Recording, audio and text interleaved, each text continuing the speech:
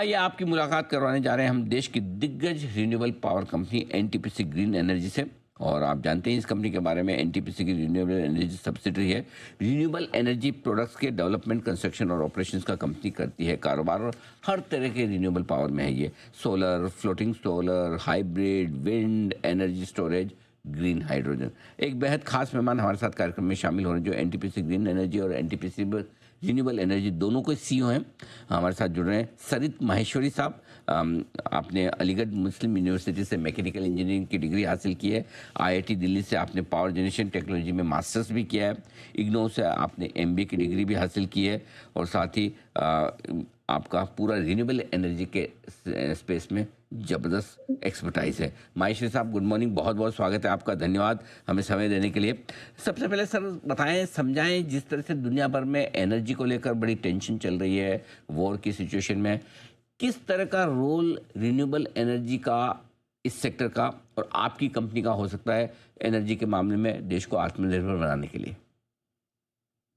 धन्यवाद अनिल जी। सबसे पहले आपको नमस्कार, नमस्कार सर। और दी बिजनेस देखने वाले सभी दर्शकों को मेरा नमस्कार। Thank you sir. अ, आज आपने बिल्कुल ही बड़ा ही वैलिड पॉइंट बोला कि देश क्या पूरा दुनिया ही आज स्ट्रगल कर रहा है एनर्जी को लेकर। और इसमें हमारी जो रिन्यूएबल एनर्जी कंपनीज हैं, उनकी भूमिका और बढ़ गई है, क्योंकि वो जो भी उत्पादन होता है वो सूर्य से उत्पादन होता है, विंड से उत्पादन होता है, जिसकी की क्षमता हमारे देश में ही है, और उसके लिए हमें दूसरे पर डिपेंडेंट नहीं होना पड़ता। तो रिन्यूएबल एनर्जी कंपनीज का बहुत ही बड़ा योगदान है एनर्जी सिक्योरिटी के लिए, देश के लिए। और इसमें एनटीपीसी ग्रीन एनर्जी लिमिटेड, जो एनटीपीसी लिमिटेड की एक सब्सिडरी कंपनी है, पूर्णतः उसी में अपना योगदान दे रही है। बिल्कुल ठीक बात है। क्या किसी तरह की पावर डिमांड आपकी बढ़ती हुई दिखी है? दो वजह से, एक तो गर्मियों का सीजन आ रहा है उस लिहाज से, दूसरा वाकई में युद्ध की स्थिति में, क्या दोनों ही सिचुएशन में क्या कहीं किसी वजह से पावर डिमांड बढ़ी है पिछले कुछ दिनों में सर? अ, देखिए, पिछले वर्षों में अगर हम देखें तो हमारी जो पावर डिमांड थी वो करीब 220 गीगावाट पीक डिमांड गई थी, जो इस वर्ष जनवरी में ही 245 गीगावाट टच कर गई है। इस बार हमें उम्मीद है कि जिस तरीके से मेट्रोलॉजिकल डाटा भी बता रहा है कि 270 तक जा सकती है पीक डिमांड। और इसके अलावा कुकिंग में भी अगर इसी तरीके से जिस तरीके से डिमांड में वृद्धि देखी जाने की उम्मीद है इस बार, तो डिमांड का इस बार बढ़ना निश्चित है। और NTPC green energy, NTPC limited एवं समस्त पावर मिनिस्ट्री भी पूरी तरीके से इसके लिए they are well prepared for it, and we are going to meet this peak demand. Okay, तो चलिए, ये आपके पीक डिमांड की वजह से, क्या ये जो एक बात कही जा रही है कि डेटा सेंटर और एआई में जिस तरह की पावर की डिमांड बढ़ने वाली है, क्या वाकई में ऐसे मौके आपको दिख रहे हैं? और क्या आपको लगता है कि हमारा देश तैयार है इस बढ़ती हुई डिमांड को पूरा करने के लिए? अनिल जी, अगर आप देखें तो इस बार के बजट में भी हमारे माननीय वित्त मंत्री जी ने इसके ऊपर बहुत स्पष्ट रूप से कहा था कि भारत डेटा सेंटर में एक बहुत बड़ा पावर बन के उभरेगा।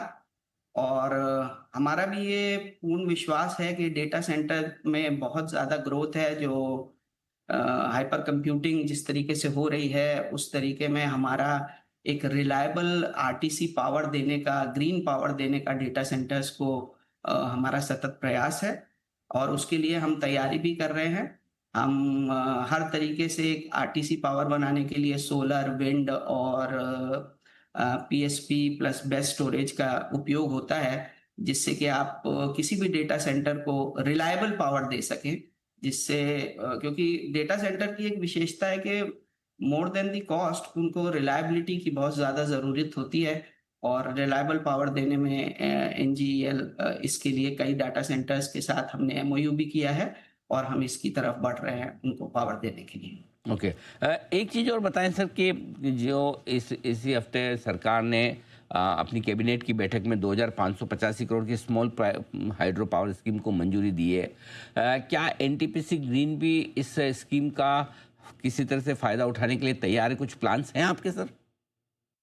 ये देखें तो ये बहुत ही बढ़िया एक स्कीम निकाली है गवर्नमेंट ऑफ इंडिया ने, क्योंकि हमारी अभी केवल 5.1 गीगावाट देश में विकसित हुआ है स्मॉल हाइड्रो, जो कि जिसकी पोटेंशियल लगभग 21 गीगावाट की है। मुझे बताते हुए हर्ष हो रहा है कि बहुत समय पहले ही एनटीपीसी ने स्मॉल हाइड्रो में अपना कदम रखा था, और हमारा जो विंध्याचल और सिंगरौली परियोजना है वहाँ 8 मेगावाट का हमारा ऑलरेडी एक एनटीपीसी के तहत, एनटीपीसी ग्रीन तो नहीं, एनटीपीसी के तहत एक अब चल रहा है।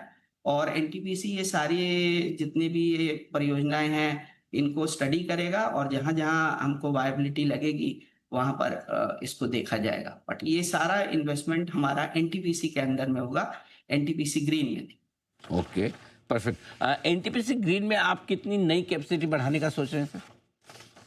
अ, इस वर्ष तक हमारी, आज जब हम बात कर रहे हैं अनिल जी, तो हमारी कैपेसिटी 9,728 मेगावाट हो गई है, और इस वर्ष के अंत तक हम लोग 10,000 मेगावाट यानी 10 गीगावाट तक जाने की प्लानिंग है। हमारे अगले 2 वर्ष में 8-8 गीगावाट का और हम एडिशन करेंगे, जिससे कि फाइनेंशियल ईयर 28 के अंत तक हम करीब 26 गीगावाट कंपनी होने की ओर अग्रसर है।